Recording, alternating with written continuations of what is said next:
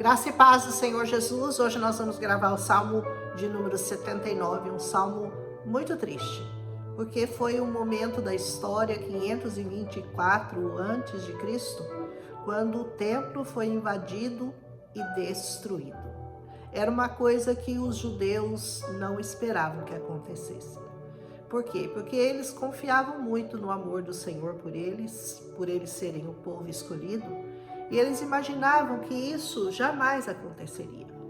Mas eles mesmos vão chegar à conclusão do porquê que Deus permitiu que tal coisa acontecesse. Às vezes nós nos sentimos muito protegidos por causa do amor do Senhor. E nós estamos realmente, mas nós temos que nos lembrar de nos afastarmos do pecado, porque senão o juízo de Deus, a justiça, virá fatalmente sobre nós. O amor de Deus é do mesmo tamanho que a justiça dele. Então, esse salmo vai narrar essa grande destruição do templo de Jerusalém. E o clamor do salmista para que o Senhor voltasse a ter misericórdia deles, voltasse a se lembrar dos tempos em que o Senhor os conduzia, em que o Senhor os guiava pelo deserto, o tempo em que o Senhor os protegia de todo mal, e que naquele momento estava parecendo tão distante, né? Estava parecendo tão difícil até de acreditar no que os olhos do salmista estavam vendo. É muito triste esse salmo, mas diz assim, ó: Deus, os pagãos chegaram à tua herança, que era Jerusalém e seu templo, teu santo templo. Eles contaminaram, eles reduziram Jerusalém a montões. Jerusalém foi completamente destruída, inclusive o templo de Jerusalém. Os cadáveres dos teus servos eles deram para que servissem de alimento para as aves do céu, a carne dos teus santos aos animais da terra. Isso era uma humilhação sem nome para os judeus, porque os judeus, eles preservam muito os ossos, o corpo, eles têm o maior zelo para com seus mortos. Então, simplesmente aqueles mortos sendo largados no meio da terra para ser comido, para ser destruído, para ser destroçado por animais, por aves de rapina, era uma coisa inimaginável para um judeu. E ele continua: seu sangue eles derramaram como água ao redor de Jerusalém, e não houve ninguém que os enterrasse. Ou seja, foram deixados lá à luz do dia para serem destroçados, o sangue derramado e o corpo destruído. Nos tornamos uma vergonha para os nossos vizinhos, um desdém e um escárnio para aqueles que nos cercam. Foi muito triste esse momento. Por quanto tempo, Senhor? Olha a pergunta agora que o salmista vai dirigir ao Senhor. Por quanto tempo? Quantas vezes a gente pergunta ao Senhor: Senhor, eu estou passando por essa situação tão triste, tão humilhante, tão terrível da minha vida. Até quando, Senhor? Por quanto tempo isso vai durar? Ficarás zangado para sempre? O Senhor vai se irritar comigo para sempre, Senhor? Não vai ter um momentinho que o Senhor vai se lembrar da sua misericórdia, da sua graça, do seu perdão, do seu amor por nós e voltar-se para nós e nos dar o livramento? Até quando? Ele diz: queimará o teu ciúme como fogo?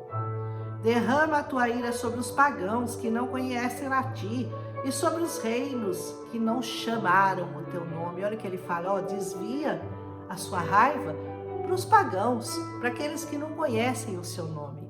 Só que eles se esqueceram, né, o salmista, que naquele momento a ira do Senhor era contra o pecado deles. Justamente eles que conheciam ao Senhor não podiam ter pecado contra o Senhor, se voltando a ídolos, se misturando com outras nações, se contaminando com outras nações. Quantos pecados eles fizeram, murmurando contra o Senhor, blasfemando contra o Senhor.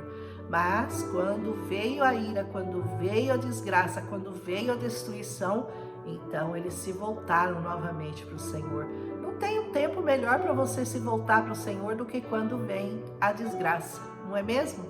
Embora a gente não deve esperar por ela. A gente deve estar sempre clamando ao Senhor na alegria e na tristeza. Como um casamento, né? Na alegria, na tristeza, na saúde, na doença, sempre juntinhos ali, casadinhos com o Senhor.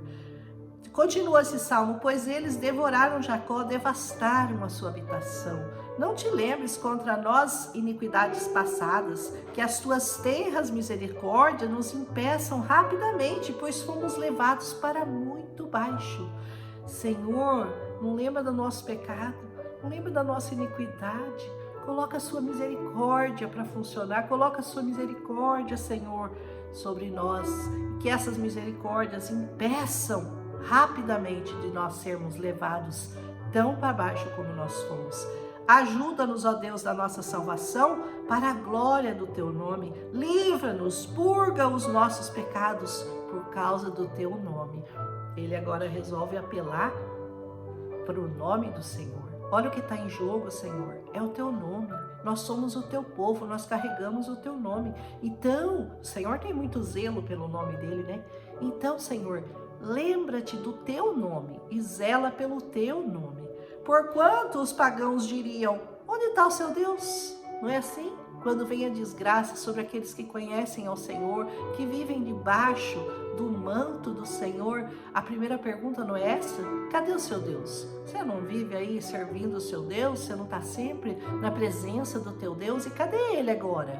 Não é essa a pergunta? Então o salmista estava clamando para que o Senhor lembrasse do nome dele, para que zelasse pelo nome dele mesmo, né?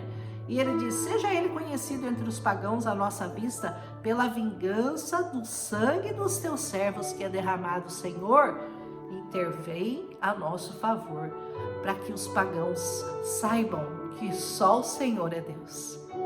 E isso certamente vai acontecer, né? De novo vai voltar a acontecer, mas naquele momento era um momento que o Senhor estava muito decepcionado, irado, de verdade, com aquele povo que o tinha abandonado. Não era o Senhor que abandonou, né? Eles é que abandonaram ao Senhor os princípios, as leis, os mandamentos, e não é isso que nós fazemos? Muitas vezes a gente comete pecados que sabemos que não deveríamos cometer. Quando a ira do Senhor chega, a gente clama por misericórdia. Esquece o meu pecado, Senhor. Esquece o meu pecado. E olha pela tua misericórdia e por amor do teu nome sobre a minha vida. Continua: venha diante de ti os suspiros do prisioneiro. Segundo a grandeza do teu poder, preserva aqueles que são designados para morrer. E retribui aos nossos vizinhos 7 vezes no seu peito a sua vergonha, com a qual eles te envergonharam, ó Senhor. Senhor, retribui a eles 7 vezes mais do que aquilo que eles fizeram contra nós. Vinga-nos, ó Deus, vinga-nos, Senhor. Assim nós, o teu povo e ovelhas do teu pasto, daremos graças para sempre. Mostraremos o teu louvor a todas as gerações. Ou seja, o salmista ainda confiava que a misericórdia de Deus pudesse voltar e destruir os inimigos deles, se voltar a favor deles. E com certeza o Senhor é um Deus de infinitas misericórdias. E ainda que às vezes Ele se ire conosco, com o nosso pecado, mas Ele é um Deus perdoador. Só que nós não podemos insistir no pecado. Sem santidade, ninguém verá a Deus. Que o Senhor fale com você, para que você cuide do seu templo, porque aqui era o templo de Jerusalém. Hoje, o templo do Espírito Santo é você, meu irmão. Nós carregamos o templo do Espírito Santo, está em nós, habita em nós. Então, é dele que nós temos que cuidar, contra os nossos inimigos, contra aqueles que nos afrontam. E se você não cuidar do templo do Espírito Santo, que é o seu corpo hoje, você certamente pode passar por essa destruição que o Senhor permitiu naquele tempo, que fosse destruído o templo que representava o seu povo. O Senhor permitiu, porque o Senhor, por mais misericordioso que Ele seja, e Ele é, Ele não pode ter comunhão com o seu pecado. Ele não vai aprovar nunca o seu pecado. Ele não vai deixar você conviver com o pecado e com Ele no mesmo lugar. Então, às vezes ele permite uma desgraça, ele permite uma tristeza muito grande, uma decepção, uma desolação, para que você clame pela misericórdia dele e abandone definitivamente o seu pecado. Aquele povo de Israel sofreu muito por conhecer o Senhor, tê-lo deixado e praticado a iniquidade que o Senhor tanto os avisou, que se eles não cuidassem, se eles não vigiassem, se eles não honrassem o nome do Senhor, que o Senhor colocou sobre aquele povo, o Senhor permitiria que eles fossem levados cativos. E foi o que aconteceu. E o Senhor, até hoje, se você que segue ao Senhor, de repente resolver levar a sua vida na iniquidade, o Senhor não pode conviver no mesmo lugar onde habita o pecado e a iniquidade. São coisas diferentes. Talvez ainda dê tempo de você clamar ao Senhor, pedir a misericórdia, abandonar o seu pecado e voltar-se ao Senhor. Que o Senhor fale ao seu coração, que você leia muito, com muita cautela, esse salmo, sabendo que o templo hoje do Espírito Santo é cada um de nós. Nós somos responsáveis por preservar, por guardar, por manter santo o nome daquele que é santo. Amém? Se você gostou desse salmo, deixa seu like, compartilhe com as pessoas que você ama e toma cuidado. Cuida daquilo que o Senhor te deu. Aquele que está em pé, cuide para que não caia, diz a palavra de Deus. Um abraço em Cristo Jesus e amanhã nós voltamos com o Salmo de número 80. Que o Senhor tenha misericórdia de nós.